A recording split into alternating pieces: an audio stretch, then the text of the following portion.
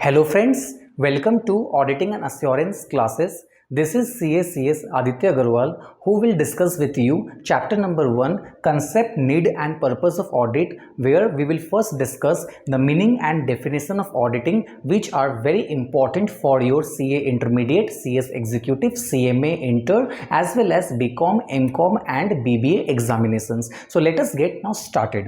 So first of all we will try to understand the definition of auditing, okay, which is written here. So as you can see, audit का जो definition यहाँ पे जो लिखा हुआ है, ठीक है, it's a very big definition. So what we will try to do, we will try to understand, we will try to decode this definition. Okay, so what is auditing? First of all, I will try to read this definition as it is with you. Okay, then we will try to decode the definition. What is auditing? An audit is an independent examination of financial information of any entity, whether profit oriented or not, and irrespective of its size or legal form. When such an examination is conducted with a view to express an opinion thereon, whether the statement of accounts presents a true and fair view of the operational results and of the assets and liabilities. Now let us decode this definition. Okay, an audit is an independent examination of financial information of any entity. So here entity मतलब क्या? कोई भी organisation, चाहे वो organisation profit oriented हो या चाहे ना हो, इससे फर्क नहीं पड़ता है. इसका मतलब ये हुआ यहाँ पे वो ऑर्गेनाइजेशन भी कवर्ड है जो लॉस मेकिंग है, ठीक है. And irrespective of its size और लीगल फॉर्म, साइज चाहे छोटा कंपनी हो चाहे बड़ी कंपनी हो, ठीक है, साइज से फर्क नहीं पड़ती है. लीगल फॉर्म, लीगल फॉर्म का मतलब क्या हुआ कि चाहे वो एंटिटी, वो ऑर्गेनाइजेशन जो है, चाहे HUF हो मतलब हिंदू अनडिवाइडेड फैमिली हो, चाहे सोल प्रोप्राइटरशिप हो, पार्टनरशिप फर्म हो या फिर कंपनी हो, ठीक है, सबका हम लोग क्या करेंगे बताइए? फाइनेंशियल इंफॉर्मेशन का एग्जामिनेशन करेंगे. तो जब मैं कहता हूं फाइनेंशियल इंफॉर्मेशन, तो फाइनेंशियल इंफॉर्मेशन का मतलब क्या होता है? हिस्टोरिकल फाइनेंशियल इंफॉर्मेशन, मतलब वो फाइनेंशियल इंफॉर्मेशन जो ऑलरेडी क्या है? प्रिपेयर्ड है. Prepared by whom? Prepared by the organisation, ठीक है. तो जब मैं कहता हूं हिस्टोरिकल फाइनेंशियल इंफॉर्मेशन मतलब क्या हुआ?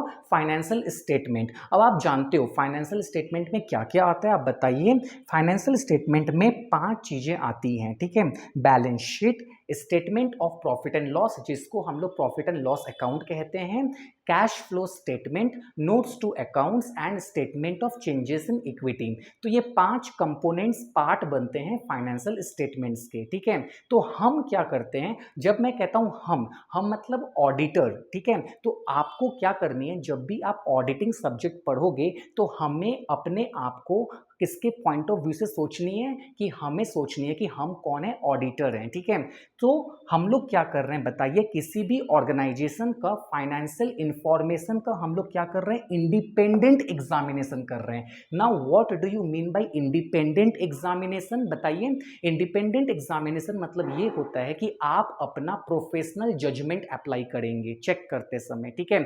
मतलब ऐसा नहीं होगा कि कोई भी थर्ड पर्सन आपको क्या कर रहा है? इन्फ्लुएंस कर रहा है कि ऐसे चेक करो वैसे चेक करो, ठीक है. तो आपका जो जजमेंट होगा वो सबऑर्डिनेट नहीं होना चाहिए to others. Okay, you should apply your own professional judgement, you should apply your own professional scepticism. Okay, तो बताइए आप कौन हो? आप ऑडिटर हो, ठीक है.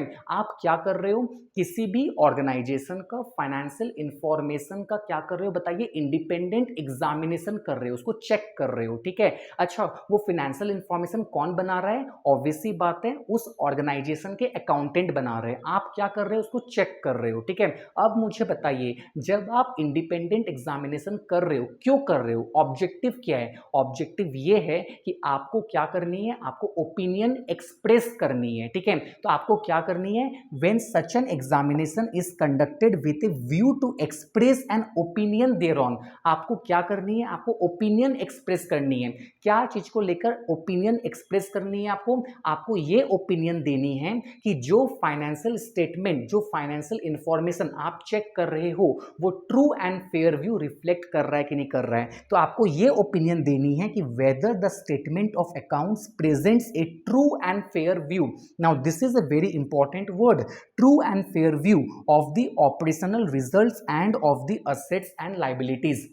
तो ऑपरेशनल रिजल्ट्स का मतलब होता है profit and loss, and assets and liabilities का मतलब आप लोग को ऑलरेडी पता है, you know operational results will get reflected in the profit and loss account and assets and liabilities will get reflected in the balance sheet. Okay, तो आप जब ऑडिटर हो, आप क्या कर रहे हो, फाइनेंशियल इंफॉर्मेशन का इंडिपेंडेंट एग्जामिनेशन कर रहे हो, तो आपका ऑब्जेक्टिव क्या है, आपका ऑब्जेक्टिव है ओपिनियन एक्सप्रेस करना इस तरीके से कि आप क्या करोगे, ये ओपिनियन दोगे कि फाइनेंशियल स्टेटमेंट जो है वो true and fair view reflect कर रहा है कि नहीं कर रहा है। ठीक है, तो जब आप ये चेक करते हो, ठीक है, तो आप ये कैसे पता करोगे कि हाँ कोई भी financial statement true and fair view reflect करता है कि नहीं करता है। तो ये चीज चेक करने के लिए आपको 3 पैरामीटर्स चेक करने की जरूरत है। अगर ये तीनों पैरामीटर्स, ये तीनों कंडीशंस अगर फुलफिल हो जाते हैं तो आप ये बोलोगे कि हाँ financial statement true and fair view reflect कर रहा है। तो वो 3 पैरामीटर्स क्या क्या है, so when the financial statement shows a true and fair view,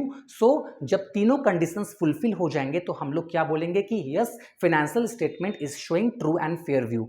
Number 1 is proper accounting policies are followed, number 2 is all the accounting standards are followed, and number 3 is adequate disclosures are given in the notes to accounts। एक चीज याद रखिएगा, ये जो तीनों conditions है इसको आप चेक कर रहे हो, ठीक है, ये तीनों कंडीशंस को फॉलो करने की जिम्मेदारी किसकी है, रिस्पॉन्सिबिलिटी किसकी है, रिस्पॉन्सिबिलिटी है अकाउंटेंट की। ठीक है, जिसको आप क्या कर रहे हो, आप चेक कर रहे हो, आप कौन हो, आप ऑडिटर हो। ठीक है, तो as an auditor what you are doing, you are checking, you are examining whether the financial statement is reflecting true and fair view or not, okay, by checking all these 3 parameters। What are those 3 parameters? Once again, number 1, proper accounting policies should be followed, number 2, all the accounting standards must be followed, and number 3, adequate disclosures must be given in the notes to accounts। So I hope ये जो definition थी auditing की, ये हमने इसको अच्छे से समझा, इसको अच्छे से decode किया। ठीक है, so thank you so much।